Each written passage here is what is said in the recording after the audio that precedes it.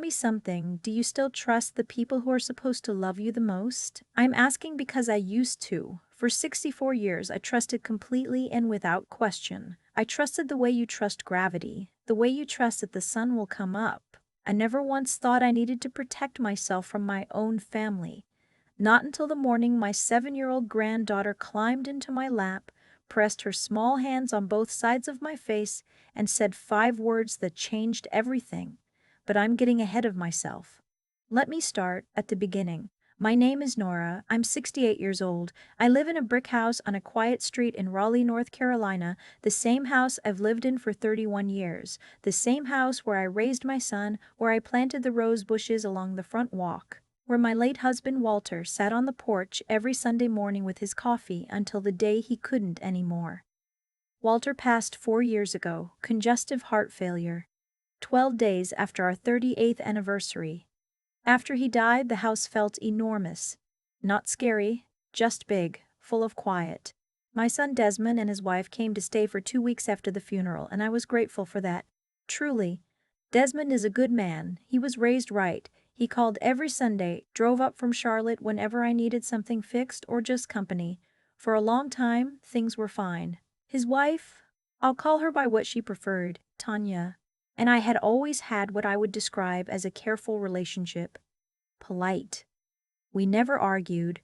We smiled at the same holidays, passed each other dishes across the same tables, hugged at doorways, but there was always something underneath, something I couldn't name, a distance that stayed the same no matter how close we stood. I told myself it was just personalities. Some people take longer to warm up.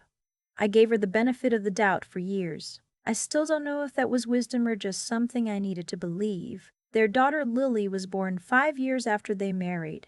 She was a miracle of a child from the moment she arrived.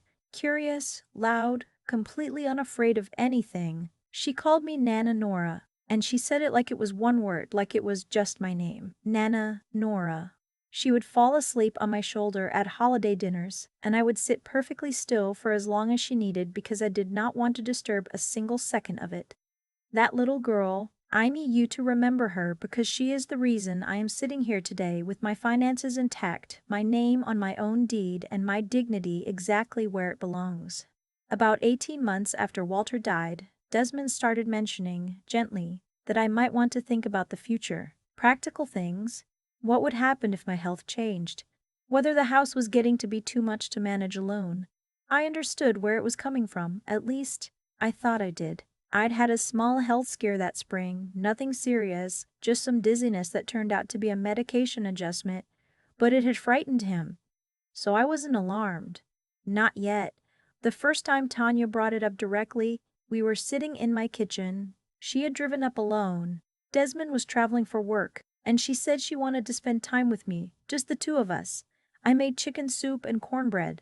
We sat at the table where I'd sat with my own mother 30 years before, and for a while it was actually pleasant. Then she set down her spoon and said, "I've been reading about some really wonderful retirement communities near Charlotte. Some of them have independent living sections. It's not a nursing home at all, more like an apartment complex with amenities. I just thought, wouldn't it be nice to have you closer?" I said I was comfortable where I was. She nodded. She smiled. She let it go.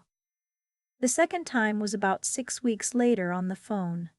Desmond was on the call too. They mentioned a specific place, I don't need to tell you the name, and said they'd already done a tour. They thought it was beautiful. They said the waiting list was long, and if I was even a little interested, we should put my name down now, no commitment. I said I would think about it. I did not think about it. But over the next few months, I noticed things. Small things at first, the kind you brush off individually but that start to form a shape when you line them up. Tanya began asking, during our phone calls, whether I'd had any falls, whether I'd been eating regularly, whether I'd had any trouble with my memory. She asked it lightly, conversationally, the way you might ask about the weather.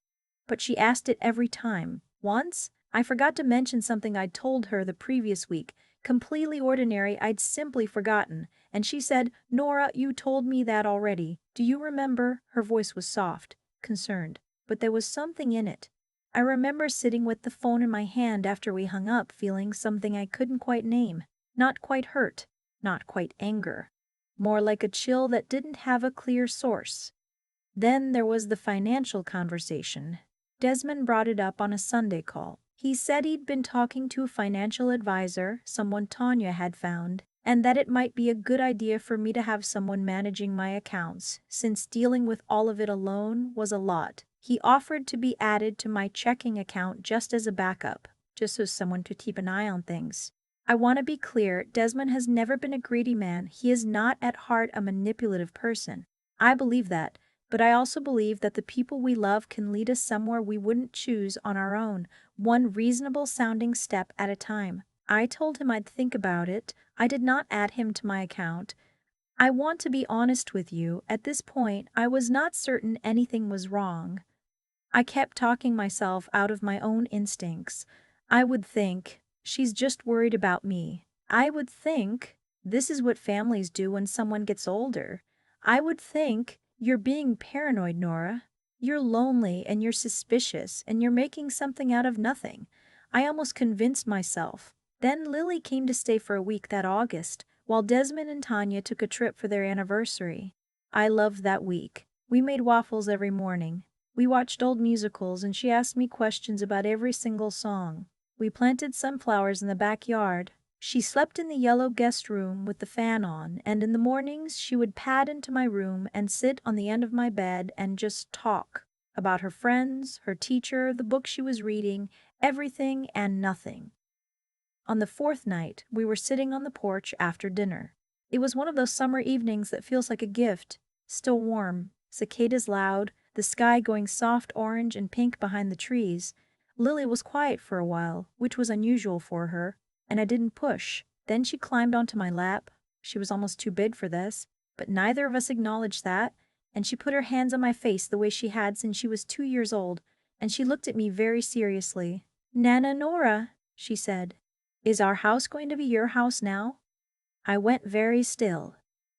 "What do you mean, sweetheart?" I asked. She thought about it for a moment. "Mommy said that when you move to the special place, we can have your house." I kept my voice steady. I said, "Tell me more about what Mommy said." And Lily, in the way that only a 7-year-old who has not yet learned to be careful can do, told me everything. Tanya had apparently been talking about it at home, in front of Lily, about the house, about how much it was worth, about how it would give them the down payment they needed for the bigger place in Charlotte they'd been wanting. Lily had absorbed all of it the way children absorb everything, completely, without context, without filters. She said one more thing before she got up to go inside for her bath. She said, "Mommy says you probably won't even notice because you'll have people to take care of you." I sat on that porch alone for a long time after Lily went in. I did not cry. I was past crying. What I felt was something quieter and harder than tears. It was the feeling of a door closing on one version of your life, and another door, one you hadn't known was there, opening. I want to be honest with you again. I still did not want to believe it was calculated. Maybe Tanya had said those things casually, just talking about the future, and Lily had put pieces together incorrectly. Maybe there was an innocent explanation. I held on to that possibility, but I called my friend Ruth Ann the next morning. We've been friends for 40 years. She is a retired paralegal, and I told her everything, not just what Lily said, but all of it. The questions about my memory, the retirement community, the financial advisor, the request to add Desmond to my accounts. Ruth Ann was quiet for a long time. Then she said, "Nora, you need to call an attorney, today." I did. The attorney I found, a woman who specializes in elder law, which I didn't even know was a specialty until then, spent 2 hours with me. She explained things I hadn't known to think about. She asked if I had a will. I did, an old one. She asked if I had a healthcare directive or a durable power of attorney. I did not. She explained what those documents meant and why I needed them, not because I was incapacitated, but because having them in place, drafted by my own attorney to reflect my own wishes, meant that no one else could step in and make decisions for me without my consent. We got to work. Over the next 3 weeks, I updated my will. I established a revocable living trust with my attorney as the trustee, which meant that my home and my primary assets were protected and could not be transferred without going to proper legal channels. I updated my healthcare directive. I established my own durable power of attorney naming Ruth Ann, not a family member, as my agent. I did not tell Desmond or Tanya any of this while it was happening. And then I went looking. I don't know exactly what prompted me to check the family email account, the old one Desmond and I had shared years ago for coordinating things, holidays and appointments and logistics. I had the login. I hadn't used it in months. I don't know why I opened it that particular afternoon, but I did. And there was a thread I had not been included on. Tanya had used that address to forward something to Desmond, some correspondence with a real estate agent. It was about my house. There were estimates. There was a discussion about timeline. There was a line in one of Tanya's messages that said, and I am not going to repeat it word for word because I still feel the cold of it. But the meaning was, once the trust question is handled, the rest should move quickly. The trust question. She had been researching whether I had a trust or any other legal protections in place. She had found, at that point, that I did not. She'd been counting on that. I forwarded those emails to my attorney the same afternoon. I won't walk you through every conversation that came after. There were several. Desmond, when he finally understood what Tanya had been doing, and I believe he truly had not known the full picture, was devastated. I have never seen my son look the way he looked when he sat across from me in my living room and understood what had almost happened. He cried. I held his hand. I told him I wasn't angry at him, and I meant it because I wasn't. I was heartbroken for him and for us, and for the version of his marriage I suspect he'd believed he had. Their marriage is not my story to tell. What I can tell you is that things changed significantly after that, and they are still changing. What I can tell you is that I still live in my house on my quiet street in Raleigh. My roses are doing well this year, better than they have in years actually. I had my attorney draw up everything properly. I have a financial advisor of my own choosing. I have a doctor I trust completely, and my medical decisions are mine. And I can tell you this, Lily still calls me Nana Nora. She came and stayed with me for 4 days last spring. We made waffles. We planted more sunflowers. On the last night she fell asleep on my shoulder during a movie and I sat perfectly still. I held on to every second of it. If you are watching this and you have a parent or a grandparent who lives alone, please hear me. Showing up to hope is love. Asking about the future is love. But there is a line, and it is crossed when someone begins making arrangements around a person instead of with them. Your elders are not inconveniences waiting to be managed. They are people who built things, houses, families, lives, and they deserve to stay in the driver's seat of their own story for as long as they choose. And if you are watching this and you are the one who lives alone, if you are the one who has been asked a few too many careful questions, if you have felt that chill without being able to name it, please trust yourself. Get your documents in order. Find an elder law attorney in your area. Name someone you trust absolutely for your healthcare decisions and your finances and make it legal. Do not wait for a 7-year-old to have to tell you what's happening in your own life. Ruth Ann told me recently that I should be proud of myself for how I handled it. I'm not sure proud is the right word. I think the word is ready. I was finally ready to stop talking myself out of what I already knew. Trust your gut. It was telling you the truth all along. I'm curious, where are you watching from today? And has something like this ever touched your family? Tell me in the comments. I read every single one. I've thought a lot about how things unfold in a family, not the big dramatic moments. Those are easy to see. It's the small ones. The quiet ones, the ones that happen in kitchens over soup, on phone calls that end a little too smoothly, in conversations you replay at 2 in the morning wondering why something felt off. What happened to me didn't happen all at once. It built, and I think that's the part people need to understand, because most harm that comes from people who are supposed to love you doesn't arrive like a storm. It arrives like a slow tide, patient, quiet, counting on you not to notice until the water's already at your ankles. Tanya wasn't a villain in a movie. She was a woman who wanted something and found a path toward it that required moving me out of the way. What made it possible, what nearly made it work, was that I kept choosing to doubt my own instincts instead of trusting them. Every time that chill came, I explained it away. Every time something felt wrong, I told myself I was being unfair.